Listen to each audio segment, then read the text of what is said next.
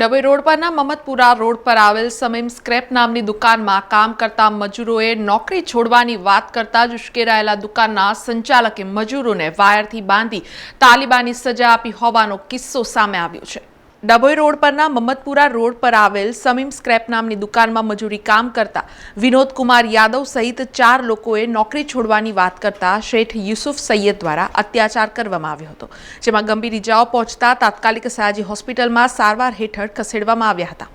છૂટક મજૂરી કરતા કર્મચારીઓએ કાલે નોકરી છોડવાની વાત શેઠ યુસુફ સૈયદને કરી હતી, પણ યુસુફ સૈયદે એમની વાત નકારી હતી અને તમામને વાયર વડે બાંધીને માર માર્યો હોવાનું મજૂરોનું કહેવું છે। આ ઘટના કાલ બપોરથી સાંજ સુધી બની છે। બીજી બાજુ 2 મહિના અગાઉ પણ એક મજૂરને પોતાની નજર સામે ફાંસી લગાવીને મારી નાખવામાં આવ્યો એવા પણ આક્ષેપો મજૂરોએ કર્યા છે। कल 2:30 बजे से लेके 7 बजे तक शाम तक हुआ ऐसा, जो मैंने बोला कि हम सर यहाँ नौकरी नहीं करेंगे, हमको 2 पैसा नहीं मिलता है। और इसके बाद में उन्होंने आया, बोला करना पड़ेगा। हम तो मैं बोला गांव जा रहा हूँ, बोला गांव नहीं जाने का, यहाँ तुमको नौकरी करने का। फिर हमको बांध के हाथ पांव बांध के ये सब पूरा लटका के मारा हुआ है, पूरा बांध के। एक मेरा भाई है, उसको पाँव काट दिया, इनको कान पे मारा, फाड़ दिया। कहाँ काम करते हो? ये डभोई रोड कुंडेला मोहम्मदपुरा रोड पे प्लास्टिक स्क्रैप का गोदाम है, समीम स्क्रैप। अच्छा, मारा किसने आप? ये यूसुफ सैयद, रईस सैयद, जुबैर सैयद और सलीम सैयद का एक लड़का है, मेरा हाथ पाँव बांध दिया था। वो सब ने मिल के मारा है। कैसे बांधा? जो गाड़ी का रस्से होता है ना, उससे लटका के मारा था। कोई वजह उसकी क्या? वजह कुछ नहीं थी सिस्टर, हमको 2 पैसा वहाँ नहीं कमाने को मिल रहा था, तो हम दूसरी जगह जाना चाहते थे या कोई ऐसी बात थी। अच्छा, तो पहले भी कुछ हुआ था ऐसा? नहीं, पहले ऐसा कुछ नहीं हुआ था। हमको 2 पैसा नहीं मिल रहा था, बस इतना ही बोला कि सर हमको 2 पैसा नहीं मिलता है, जो कि हम अपना गांव जाएंगे या कहीं जाएंगे।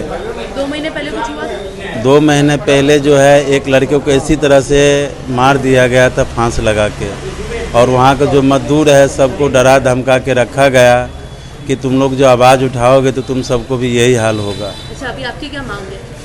अभी यही मांग है कि सर आज हमारे साथ इस तरह से मारा है, हमारे पास जो पैसा उछा था सब ले लिया, ठीक है। जो पैसा दिया था 30,000 रुपये सब हमसे ले लिया, ठीक है।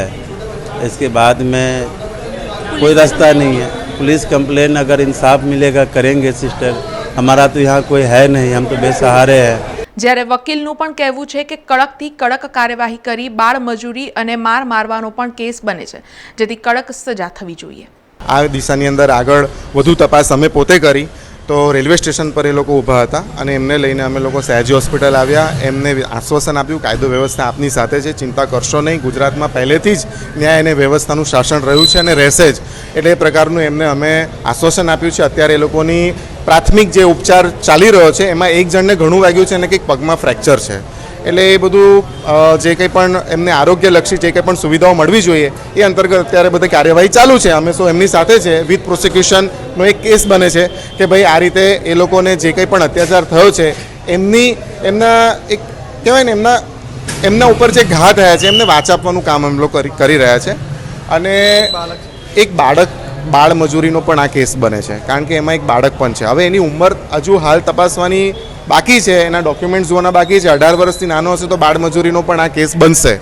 સમાચારોના સતત અપડેટ માટે TNN ન્યૂઝને YouTube પર સબસ્ક્રાઇબ કરી બેલ આઇકોન પ્રેસ કરો અને અમારી સાથે જોડાયેલા રહો Facebook, Instagram અને Twitter ઉપર।